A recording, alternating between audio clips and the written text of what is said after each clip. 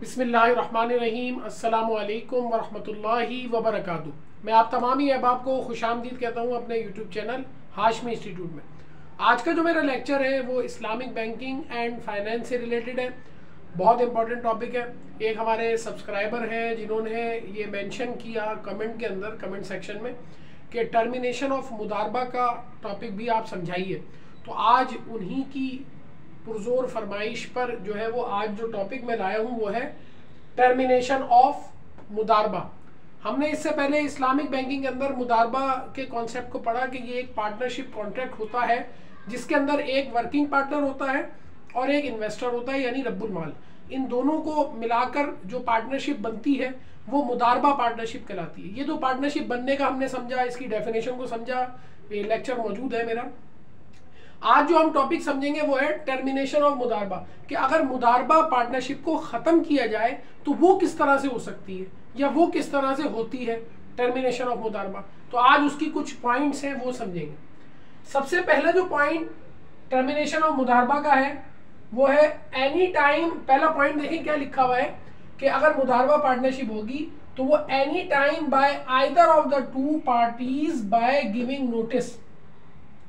पहले पॉइंट के अंदर हमें ये बताया जा रहा है कि जो भी दो पार्टीज इन्वॉल्व होंगी इस पार्टनरशिप के अंदर वो नोटिस देकर पहले से टर्मिनेट भी कर सकते हैं अपने मुदारबा को। जैसे मिसाल के तौर पर अगर जनवरी के अंदर एक पार्टनरशिप बिल्ड हुई, मुदारबा पार्टनरशिप, वो कहते हैं भाई हम मई तक का नोटिस है, या अगर जनवरी में शुरू हुई उन्होंने कहा मार्च तक हम अभी चल रही थी अब तक मुदारबा, अब हम इसको नोटिस पीरियड पर रख रहे हैं और इस डेट को फला इसको जो है हम अपनी डिसॉल्व कर देंगे अपनी मुदारबा पार्टनरशिप।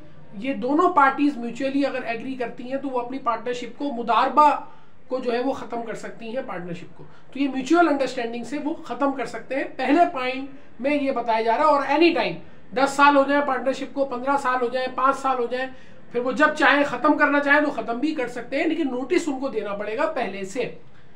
अच्छा जी, दूसरा पॉइंट क्या बताया जा रहा है कि at the end of the term, जैसे मिसाल के तौर पर कि मैंने शुरू में ही जब पार्टनरशिप बिल्ड करी, मैंने शुरू में ही ये मेंशन कर दिया कि ये जो हमारी पार्टनरशिप है मुदारबा पार्टनरशिप, ये 5 साल तक हम इस पार्टनरशिप को चलाएंगे, ये शुरू में ही तय हो गया, तो ये कहलाएगी एक टर्म।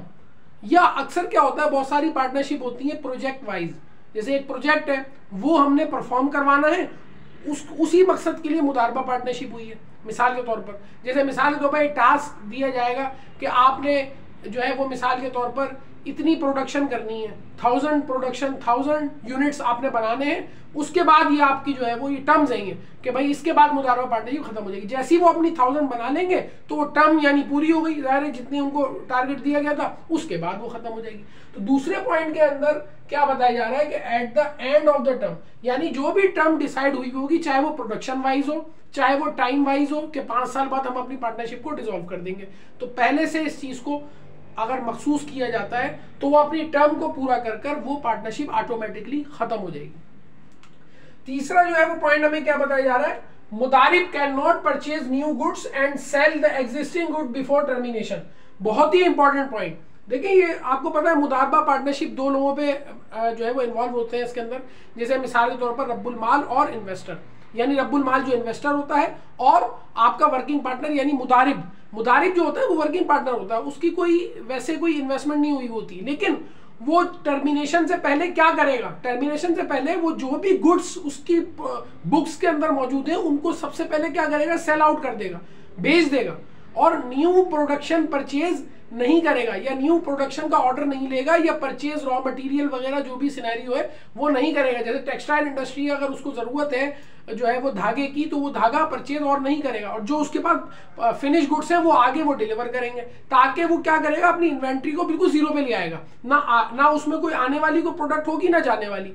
तो उसके बाद वो जो है मुदारिब अपनी टर्मिनेशन से पहले ये उसको एक्टिविटी सरंजाम देनी पड़ेगी मुदारिब को, कि वो बेचने पड़ेंगे सारे और नया ऑर्डर नहीं लेना पड़ेगा या नई प्रोडक्शन के लिए माल नहीं मंगवाना पड़ेगा। अच्छा जी, उसके बाद है चौथा पॉइंट, बिफोर ऑल एक्सपेंसेस। अच्छा ये sorry, bear all expenses. Bear all expenses का मतलब क्या है, अच्छा यहाँ पे सिनेरियो ये है कि अगर तो ऐसा कोई सिनेरियो है पार्टनरशिप के अंदर कि मुदारिब की वजह से कुछ एक्सपेंसेस जो है वो खड़े हो गए हैं, तो वो मुदारिब को बियर करने पड़ेंगे। तो ये चीज एक जो है ना, अगर ऐसा कोई सिनेरियो है तो वो बियर करेगा। आखिरी चीज क्या बताई हुई है, capital of investor return to him. बहुत सिंपल सी बात है, जाहिर है पार्टनरशिप जब हुई तो रब्बुल माल जो था उसने इन्वेस्टमेंट की, तो जब ये पार्टनरशिप खत्म होगी तो इसको वापसी, सारा कैपिटल वापसी मिल जाएगा। तो ये है इसके अंदर सिनेरियो जो मैंने आपको पॉइंट बताए। इस तरह से टर्मिनेशन ऑफ मुदारबा होता है। ये कुछ मैंने चंद आपको पॉइंट्स बताए। उम्मीद करता हूँ ये लेक्चर समझ में आया होगा। अगर मेरा चैनल सब्सक्राइब नहीं किया तो मेरे चैनल को सब्सक्राइब कर लीजिए, वीडियोस को लाइक कीजिए और शेयर कीजिए। अस्सलामु अलैकुम वरहमतुल्लाहि वबरकातुहू।